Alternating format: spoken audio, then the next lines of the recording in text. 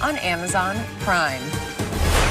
And it's the Cowboys who barely lead that division and are also slight favorites to win it at plus 115, according to Fox Bet. The Eagles are close behind, however, at plus 125. Orlando Scandrick still here. Orlando, you've played for both these teams. So will the Cowboys win the NFC East? I honestly don't know. Being optimistic, I would like to say that they should win the NFC East, but I don't know. I mean, their offensive line is decimated. Their players are pointing fingers at each other. And I'm not too sure that the Eagles are in. The Eagles are decimated on their offensive line. They're decimated. Both their tight ends are hurt, and their running backs hurt now. And you don't know. I don't put no other team out. I have no idea.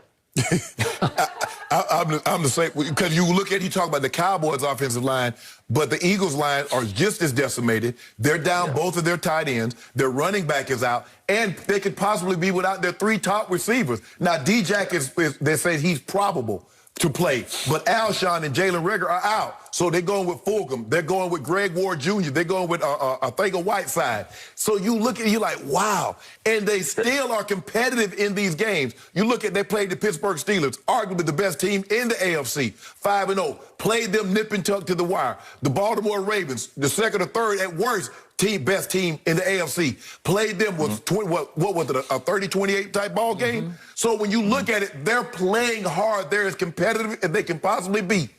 And guess what you haven't heard? Nothing about no coaching. You ain't heard nothing about no excuses. Let's be honest. They're playing competitive against these top teams. They're the Cowboys. If the Cowboys still had Dak Prescott, they're the same exact team, almost to a T. So wait, time out. I got to with one less win. So let me ask you a question. No, time out. You said you haven't heard anything about the Philly coaching. Are you kidding me? Philly Nation crushed Dougie P for his play call in the 2-point conversion. They run a read option with Carson Wentz. What are you doing? Both guys. And it just got absolutely blown apart. Yes, Skip, I understand. Okay, Skip, right. we get the fans, but we're talking about the players in the locker room pointing fingers and saying some might have quietly been pointing fingers at that play call. But that's the difference between players who bought into a system and players who are ready to jump ship from a system.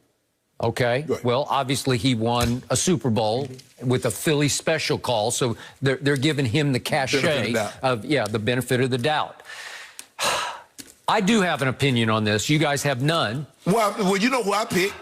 I'm scared with my team. No, you said you don't know. No. If you told me, do I think the Cowboys? I'm still taking the Eagles. I'm still going to take the Eagles, even though they're banged up and they got all. Because I pushed you into a corner and you're taking them. Just because the Cowboys will do Cowboy things and they'll keep. That's all. And they're going to fire you. Well, you want Mike Nolan gone. I want him gone today, and I want Mike McCarthy to take over the play calling from Kellen Moore. It is not working. It worked okay for Dak as far as throwing for 500 yards a game, but they were not winning. They were falling dangerously, woefully behind, even with Dak Prescott. And I saw the same song, 6th verse, Monday Nightmare against Arizona. I still believe this team is good enough. With Randy Gregory coming back this weekend at Washington, with Sean Lee about to come back, with Awuzie about to come back, a starting corner. Is he great? No. Is he below average? He's probably a little below average. He's not even Orlando Scandrick. Awuzie is not. I will give you that. But I still say this team is talented enough to win the NFC East. And I even look at like ESPN's power ranking that came out yesterday. They still have Dallas 20th, Philly 22nd, Washington 29th, and the Giants 31st. Okay, that's it in a nutshell. Yes. So can Dallas go 5-1 in the NFC East? Yes, they can. Could they split with Philly and beat Washington twice and the Giants? Yes, they could twice. I don't know this weekend. I don't know. They're missing Brandon Knight. He just had surgery, so now they're on their 4th or 5th offensive tackle. Yep. The Washington football team, what they put their investment into, the strength of their team is their defensive line. I just don't know how they're going to block these guys this weekend.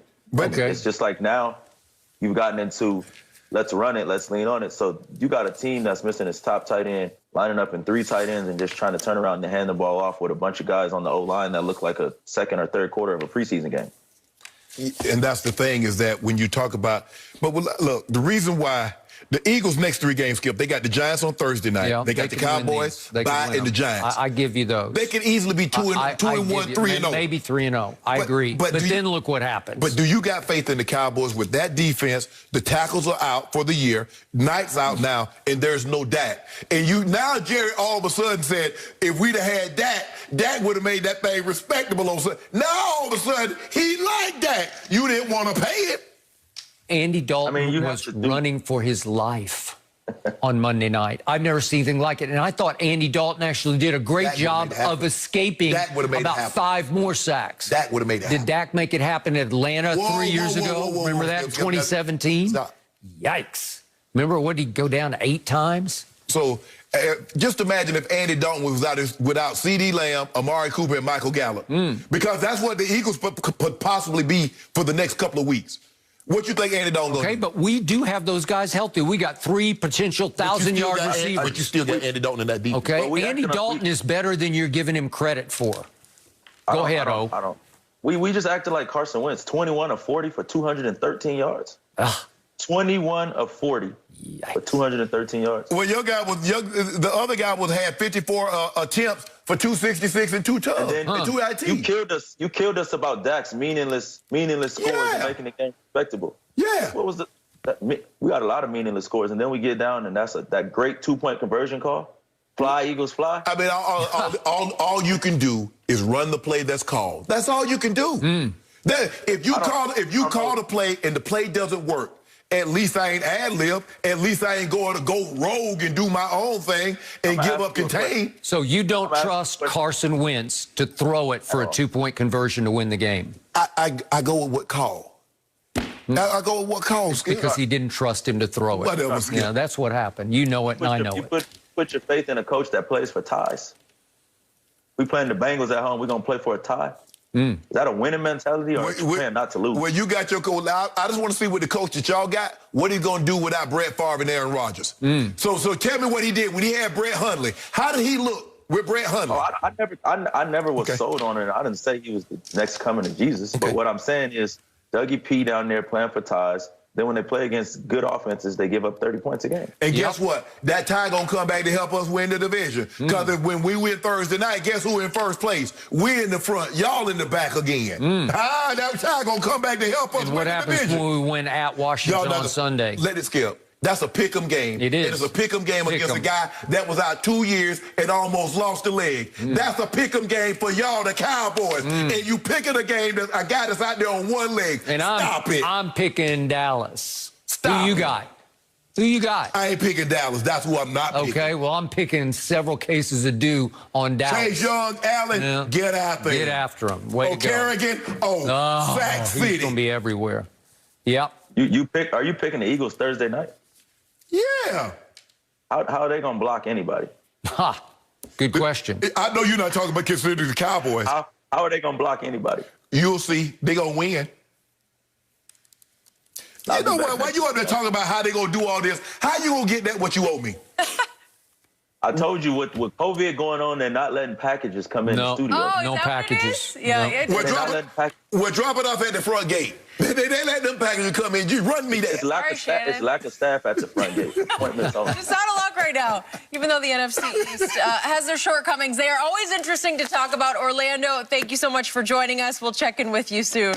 Guys, next up, does LeBron have several years left as a top 5 NBA player? Several. Well, That's a couple. No mercy.